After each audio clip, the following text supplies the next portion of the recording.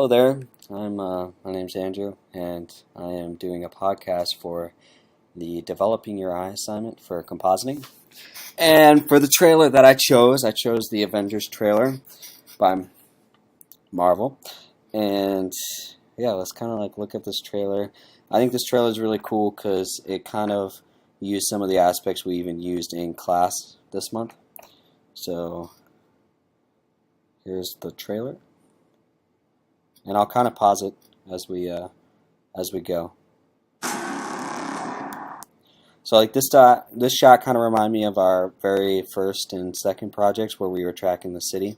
It's kind of like that high shot where you're definitely going to need tracking in order to get the smoke, the dust. You can definitely see that there's more debris, there's destruction, there's a lot of things that definitely need to be comped over. I think what's really cool about this movie is they use more of a cinematic levels, which basically takes your highlights up and it takes your shadows down, so it gives it more of a cinematic look. So you can definitely see the contrast is a lot sharper. But yeah, that's a shot. Again with the tracking, and tracking is used based when you want to implement CG into a live action plate, or even vice versa, and do a live action into a CG plate. But you can definitely see like the smoke, the destruction, the car's destruction, falling buildings, and this all has to integrate to itself to make it look real. And then once that is done, it'll look too perfect, and then that's when they go into at focal, like camera distortion. You can even see there's a vignette on the outsides of here, and they add grain, just try to get the imperfections that a camera would capture in real life. War has started. There's some more tracking. We are hopelessly outgunned. If you look at the breakdowns and stuff, there's probably a lot of green screens. So they use a lot of green screens. This explosion's definitely not real. Director Fury, I think it's time. You here with the mission, sir? Trying to get me back in the world? If you saw right there, you could see some like particle dust. Even like right here, the grains and the sands. You here with the mission, sir? Trying to get me back in the... Right here, you can see some like dust particles in the air, just to give it some of that imperfections. World? Trying to save it. Really subtle, but very effective. This is what I was talking about with the dramatic lighting. You can see that one side of the face is lit, and it adds some contrast between the face, even the background or the environment. Definitely a lot more highlights are popping out and shadows are receding, so it gives a lot more contrast. What if I say no?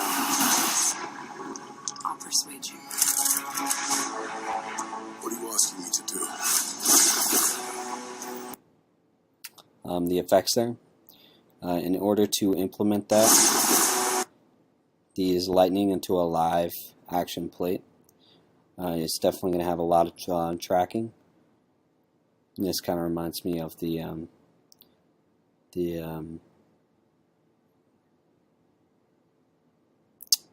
actually that might even be the building, almost the pyramid in the Empire State Building, as we would call it, in New York. It's called the Avengers Initiative. I thought I didn't qualify. I find Tony Stark's suit really cool, especially when it comes to compositing, because there's a lot of interesting features you can enhance here. You'll see later on that the helmet glows, and it's kind of like what we did with the third project of compositing with the HUD. Apparently I'm, what is it, volatile, self-obsessed, and don't play well with others. I think you need a timeout. Right there you can see the HUD too. Was tracked onto types of, they would have to have something, some glass or something to track, and then they would place this HUD onto it if it was CG. And to emphasize the characters, you can definitely see some type of depth of field, and you can get a lot of that, like edge blurs, to make them appear like they're in the scene. I'm out.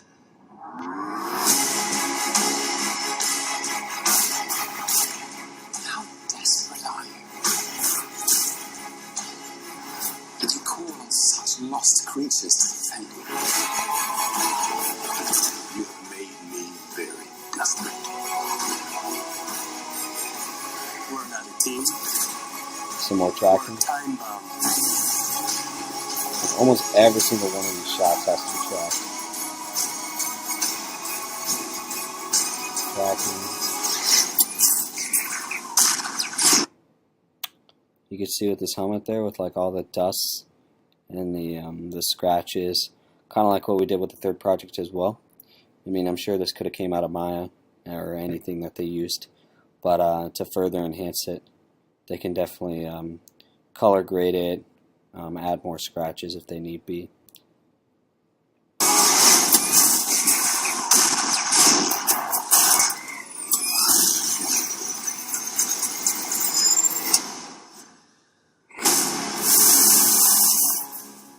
With that destruction that they had right there with the Hulk coming down, this is definitely has to be, because Hulk is CG and he's being animated, they have to have a live plate with the building, and then they also have to use Model Builder, use some type of building to have it destruct, because they're not going to actually do that in real life, so they have to do it in CG. But the building itself is real, and then the actual switches between the destruction building or parts of where it gets destroyed. This is nothing we were ever trained for. And this part coming up is really cool.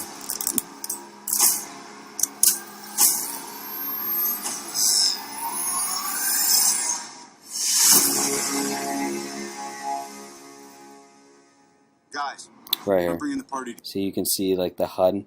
It kind of looks really similar to what we did with the girl in the mask and the helmet, and it's almost probably the exact same process. You can change different colors and etc. So it's super cool. And that's really it for the trailer. And yeah, there's a lot of Avengers is probably one of my favorite as far as implementing CG into a live plate, and I think they did really well on it. Overall, I feel like this class was good. I learned a lot of things, and definitely implementing compositing to any project is key to making yourself stand out from others. But yeah, that's all for this podcast. Thank you for watching.